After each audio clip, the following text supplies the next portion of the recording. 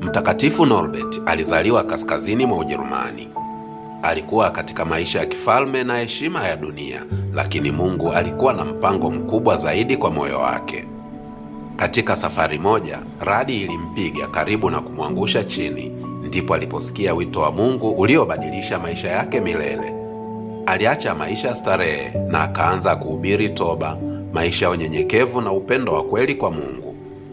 Alianzisha shirika la watawa walioungana katika ibada ya maisha ya kijumuiya na huduma kwa watu wa Mungu. Aliteuliwa kuwa askofu mkuu wa Magdeburg.